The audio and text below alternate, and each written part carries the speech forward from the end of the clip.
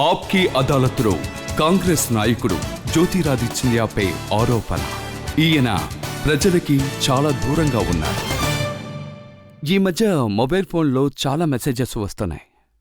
అందులో ఏం రాస్తుందంటే, సిలిండర్ 103 రూపాయలు తగ్గిపోయింది, పంచదార 39 నుంచి 29 అయింది, బియ్యం 105 నుంచి 65 అయింది, పెట్రోల్ 83 నుంచి 68కి తగ్గింది, గవర్నమెంట్ ఉద్యోగులు టైంకి ఉద్యోగానికి వెళ్తున్నారు, ఆంగ్లేయుల చట్టాలు ముగింపు పలుకుతున్నాయి, జన్ధన్ యోజనలో 15 కోట్ల మంది అకౌంట్ ఓపెన్ చేసుకున్నారు, 12 రూపాయలకి యాక్సిడెంటల్ ఇన్సూరెన్స్ దక్కుతోంది, 330 రూపాయకి జీవిత బీమా దక్కుతోంది. ఇన్ని జరిగాయి, మీకు ఏమీ తెలియడం లేదా?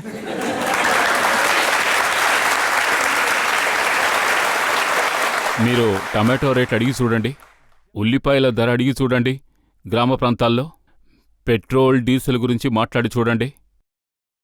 జాతీయ స్థాయిలో ఈనాడు మార్కెట్ అనేది 60% వరకు కింద పడిపోయింది. కానీ జాతీయ స్థాయిలో మాత్రం 3%, 4% కూడా తగ్గలేదు. మీరు వేరే విషయాలు మాట్లాడండి. ఇప్పుడు మీరు జన్ధన్ పథకం గురించి చెప్పారు. గత సంవత్సరం 12.5 కోట్ల అకౌంట్లు ఓపెన్ అయ్యాయి. గత సంవత్సరంలో అందులో ఎలాంటి అనుమానం లేదు. కానీ ఆ 12.5 కోట్ల అకౌంట్లలో ఎన్ని అకౌంట్లు జీరో బ్యాలెన్స్ అకౌంట్లో మీకు తెలుసా? 75%. 8.5 కోట్ల అకౌంట్లలో జీరో బ్యాలెన్స్. ఎందుకు? ఎందుకంటే అందరూ జన్ధన్ పథకంలో అకౌంట్లు ఓపెన్ చేసింది బీజేపీ చెప్పినందువల్లే. మేం పాలనలోకి వస్తే బ్లాక్ మనీలోంచి ఒక్కొక్క అకౌంట్కి 15 లక్షలు డిపాజిట్ చేస్తాము అని.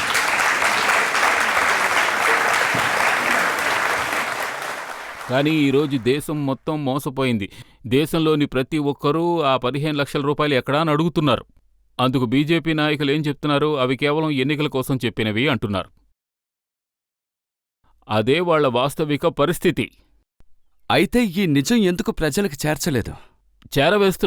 మేం చేరవేస్తున్నాం. అంటే పత్రిక వాళ్ళు, టీవీ ఛానల్స్ సర్వే చేశాయి.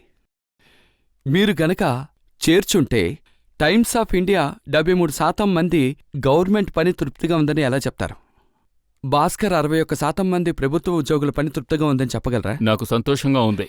ఇండియా టుడేలో 56% మంది ఎన్డీఏ ప్రభుత్వ పనులు తృప్తిగా ఉన్నాయని చెప్పగలరా? అలాగైతే మీరు చెప్పేవి ప్రజలకు చేరుకోలేదనే కదా అర్థం. మీరు సర్వే గురించి మాట్లాడడం నాకు చాలా సంతోషంగా ఉంది. ఒక్క విషయం గుర్తుంచుకోవాలి. ఇవే సర్వేలే 2009లో యూపీ ప్రభుత్వం రావడానికి ఎటువంటి ఛాన్సూ లేవని చెప్పాయి.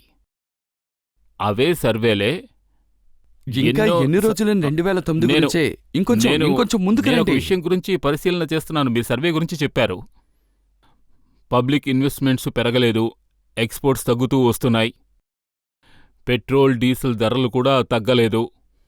అలాంటప్పుడు ఏ అభివృద్ధి గురించి మాట్లాడుకుంటున్నాం? ఈ సర్వే వాళ్లే మోడీ గారు విదేశాలకి వెళ్లడం వల్లే ఇండియా పరపతి పెరిగిందని అంటున్నారు. అవును, మార్కెటింగ్ బాగా జరిగింది. నేను చెప్పేదేమిటంటే, ఇది ఒక ఫోటో ప్రభుత్వం. మీరు చూసేవన్నీ అవే. ఒకవైపు స్వచ్ఛ భారత్ అని చెప్తున్నాం, మంత్రులను చీపురు కట్టలు తీసుకువెళ్లమని చెప్తున్నారు. మరోవైపు బడ్జెట్ కేటాయింపుల్లో 50% తగ్గిపోతోంది. ఇక ఇదెలా స్వచ్ఛ భారత్ అవుతుంది? స్వచ్ఛ భారత్కి మీ ప్రభుత్వం ఎంత నిధిని కేటాయించారు చెప్పండి? 12,000 కోట్లు. ఈ ప్రభుత్వం ఎంత కేటాయించింది? 6,000 కోట్లు. మీ 12,000 కోట్లు శుభ్రమైందా? లేదు, ఒకవేళ అయ్యుండకపోవచ్చు. కానీ మీరు ఒక్క విషయం తెలుసుకోవాలి. ఆ స్వచ్ఛ భారత్ పథకంలో కేవలం శుభ్రతే కాదు, అందులో టాయిలెట్స్ నిర్మించబడతాయి, ప్రతి గ్రామానికి నిధులు అందించబడతాయి. అలాంటివన్నీ అందులో ఉంటాయి. మీరు నన్ను అడుగుతున్నది అంటే మా అన్ని పథకాలు జనం కోరికలకు, ఊహలకు తగ్గట్టుగా పూర్తిగా జరిగి ఉంటే ఖచ్చితంగా మేం పాలనలోకి వచ్చుండేవాళ్లం. ఆ విషయంలో ఎటువంటి అనుమానమూ లేదు. మాలో కూడా ఎన్నో విధాలైన లోపాలున్నాయి. అందువల్లే ఇప్పుడు మేము అధికారంలో లేము. అందుకే మీ పథకం గురించి ఏం చెప్తున్నారంటే, 1,000 కోట్ల రూపాయలు కేటాయించబడింది, కానీ ఇంకొకరు పాకెట్కి వెళ్ళిపోయింది, ఖర్చు పెట్టలేదు అంటున్నారు. అన్ని ప్రాజెక్ట్స్లోనూ ఇన్వెస్ట్ చేయబడింది. ఒక విషయాన్ని నేను పరిశీలన చేయదలుచుకున్నాను. మీరు చెప్పే ఆ బడ్జెట్ని తగ్గించి దానివల్ల దేశం అభివృద్ధి చెందుద్ది అంటే అందు నేను ఒప్పుకోవడం కుదరదు. కానీ మీరక్కడ అందులో ఫోకస్ చేస్తున్నారు. మీరు రాహుల్ గాంధీ ప్రతిరోజు చెప్తున్నారు ప్రధానమంత్రి గారు విదేశీ పర్యటన మీద ఫోకస్ చేస్తున్నారని. ఇప్పుడు ఆయన ఇండియా టూర్లో లేరు, ఎన్ఆర్ఐ అయిపోయారు అని. అది కూడా నిజమే కదా. మీరే చెప్పండి, ఇప్పుడు దేశ పరిస్థితి ఇంత దారుణంగా ఉన్నప్పుడు వ్యవసాయ రంగంలో అంటే ఆ పరిస్థితిని మనం స్వయంగా వెళ్ళి చూడాలి. అలాంటి సంఘటనలో 56 రోజుల పాటు రాహుల్ గాంధీ ఎక్కడికి మాయమైపోయారు? స్వయం ప్రక్షాళన కోసం వెళ్లారు. అందులో ఏ సమస్య లేదు. మళ్ళీ తిరిగొచ్చి ఇప్పుడు పరిపూర్ణంగా పనిచేస్తున్నారు కదా. మన్మోహన్ సింగ్ చెప్పండి. 2009 నుంచి 2010లోగా 42 రోజులు విదేశాలకు వెళ్లారు, 14 దేశాలకి. ఒకే సంవత్సరం 3 సార్లు అమెరికాకు వెళ్లారు. మోడీ 57 రోజులు వెళ్లారు. కానీ కంపేర్ చేసి చూస్తే కేవలం 15 రోజులు ఎక్కువగా ఉంది. అప్పుడు మన్మోహన్ సింగ్ గారిని ఎందుకు మీరు అడగలేదు, మీరెందుకు బయట తిరుగుతున్నారని? ఇక్కడ రైతులు కష్టపడుతున్నారు, ఆత్మహత్యలు చేసుకుంటున్నారు, వెళ్ళి చూడమని. ఇక్కడ ప్రశ్న ఏమిటంటే అంటే అటువంటి సమయంలో ఏ దేశంతోనూ అంతరంగ సమావేశాలనేవేం జరగలేదు. మా ప్రధాని దేశంలో ఉన్నటువంటి సమస్యల గురించి డైరెక్ట్గా వెళ్లి మాట్లాడడం జరిగింది. అది నిధి సేకరణ కూడా కావచ్చు, నష్టపరిహారం చెల్లించడానికే కావచ్చు. ఉదాహరణకి నా ప్రాంతం తీసుకుంటే ఎక్కువ శాతంలో వర్షాలు కురవడం జరిగింది. మేం డెలిగేషన్ తీసుకువెళ్ళాం. ఓసారి కేంద్ర ప్రభుత్వం 1000 కోట్ల రూపాయలు ఇచ్చింది, ఇంకోసారి రైతుల కోసం 800 కోట్లు ఇచ్చింది. అది వేరే విషయం. రాష్ట్ర ప్రభుత్వం డబ్బు రైతుల చేతుల్లోకి వెళ్లలేదు, అది వేరే విషయం. కానీ ఆ నిధిని కేంద్ర ప్రభుత్వమే ఇచ్చింది. ఆ సమయంలో ఎటువంటి సెక్షన్ అయినా సరే బాధించబడిన ప్రజలు ఎక్కడ ఉన్నా ఆ ప్రాంతంలో మా ప్రధానమంత్రి గారు పూర్తిగా పరిశోధన చేసి నిర్ణయాలు తీసుకున్నారు. ఒక్క ఉదాహరణ చెప్పండి. ప్రధానమంత్రి మన్మోహన్ సింగ్ నష్టపోయిన ఒక్క రైతు ఇంటికి వెళ్లారేమోనని. పలుసార్లు ప్రయాణాలు చేశారు, ఎన్నో చోట్లకు వెళ్లారు. మీకు గుర్తుందా? ఒకే ఒక ఉదాహరణ. పూర్తిగా ప్రయాణాలు చేశారు. నేను దీని గురించి రీసెర్చ్ చేశాను. నష్టపోయిన రైతులు ఇళ్లకి వెళ్లినట్టు నాకు ఏ సమాచారం అందలేదు. మన్మోహన్ గారు వెళ్లారు, సోనియా గాంధీ గారు వెళ్లారు, ఇప్పుడు కూడా వెళ్లారు. లేదు, ఇప్పుడు వెళ్తున్నారు. ఇప్పుడు కాలం మారిపోయింది కదా. అవును, కానీ మన్మోహన్ సింగ్ చెప్పాలంటే అప్పుడు కూడా వెళ్లారు, ఇప్పుడు కూడా వెళ్లారు. కాంగ్రెస్ కి చెడు సమయం మొదలయ్యింది. వాళ్ళు రాజులయ్యి ప్రజల్ని అసలు ముద్దిగా మర్చిపోయారు. ప్రజల్ని వాళ్ళు పట్టించుకోవడం లేదు. కనీసం వాళ్ళు ఒక్క రైతింటికి కూడా వాళ్ళు వెళ్ళలేదు. అందుకే ఈ పరిస్థితి ఏర్పడింది. వాళ్ళు కూడా ప్రజలతోనే ఉంటే వాళ్ళకు కూడా బానే ఉండేది.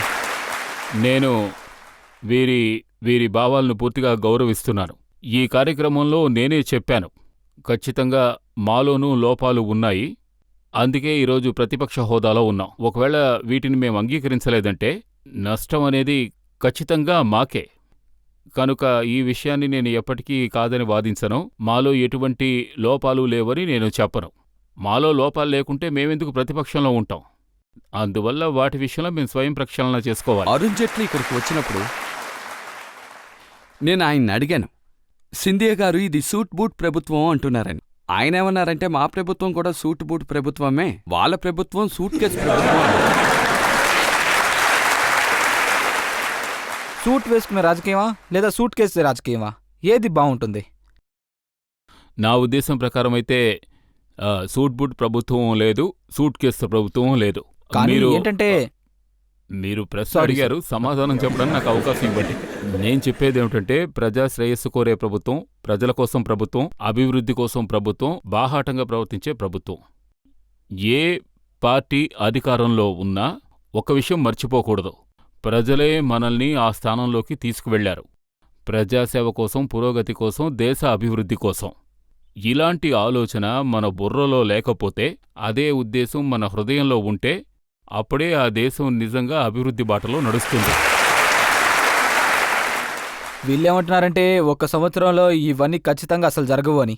నేను వీళ్ళందరినీ ఒకటే అడుగుతున్నాను, బీజేపీ అధికారంలోకి వచ్చి 1 సంవత్సరం అయ్యింది. అలాంటప్పుడు వాళ్ళు ఇది చేయలేదు, అది చేయలేదు అంటే వాళ్ళందర్నీ అసలు ఎందుకని ప్రశ్నిస్తున్నారు? వీళ్ళందరూ అసలు వాళ్ళ గతాన్ని మర్చిపోయారా ఏంటి? అయితే మరి కామన్వెల్త్ గేమ్స్లో ఏం జరిగిందో ఇక్కడున్న వాళ్ళందరికీ కూడా తెలుసు. దేశానికి ఎన్ని కోట్లు, ఎన్ని వేల కోట్లు నష్టపోయిందో అందరికీ తెలుసు. దాని గురించి మీరు మర్చిపోయారా? నేను మీతో ఒకే ఒక విషయం చెప్పదలుచుకున్నాను. ఏ ప్రభుత్వం అయినా ఎప్పుడు అంచనా వెయ్యాలంటే వాళ్ళు చెప్పేదానికి చేసేదానికి తేడా ఉన్నప్పుడు. ఈ విధంగా అన్ని విషయాల్లోనూ ఇన్ని వాగ్దానాలు ఇవ్వకుండా ఉండుంటే, మీకింకో ఉదాహరణ చెప్తాను. సంవత్సరంన్నర క్రితం డాలర్ విలువ 63 రూపాయలు ఉన్నప్పుడు యూపీ ప్రభుత్వం రూపాయిని వెంటిలేటర్లో పెట్టేసింది అని చెప్పారు. మేం అధికారంలోకి వస్తే 48కి తీసుకొస్తామని చెప్పారు. గత 3 నెలల్లో వీళ్ల కామర్స్ మినిస్టర్ నిర్మలా సీతారాం గారు చెప్పారు, రూపాయి విలువ 64లోనే ఉండాలి, అప్పుడే ఎక్స్పోర్ట్స్కో పోటీ ఉంటుంది అని. ఈరోజు అది 64లోనే ఉంది. అప్పుడు వెంటిలేటర్లో ఉంది అని చెప్పిన రూపాయి ఈరోజు ఎందుకు అందులోంచి బయటికి రాలేదు? ఈరోజు వెంటిలేటర్లోనే ఎందుకని ఉంది? ఒక ప్రభుత్వం చెప్పిన దానికి ఆచరణలో పెట్టేదానికి ఇంత తేడా అనేది ఉన్నప్పుడు దాన్ని అంచనా వేయడం ప్రతిపక్షం పని. అది మా బాధ్యత. దాన్ని మేం చేస్తాం. ఆయన ఏం ప్రశ్న అడిగారంటే, ఇలాంటి ప్రశ్న సోషల్ మీడియాలో కూడా ఎక్కువ వస్తోంది. నెహ్రూ గారు 16 సంవత్సరాల 284 రోజుల పాటు ప్రధానిగా ఉన్నారు. ఇందిరాగాంధీ గారు 15 సంవత్సరాల 96 రోజులు ప్రధానిగా ఉన్నారు. రాజీవ్ గాంధీ 5 సంవత్సరాల 32 రోజులు ప్రధానిగా ఉన్నారు. మన్మోహన్ సింగ్ 10 సంవత్సరాల 4 రోజులు ప్రధానిగా ఉన్నారు. ఇవన్నీ కలిపితే 47 సంవత్సరాల 48 రోజులు. 47 సంవత్సరాల 48 రోజుల్లో రాని మంచి రోజు ఒక సంవత్సరంలో వస్తుందా? నేను మీతో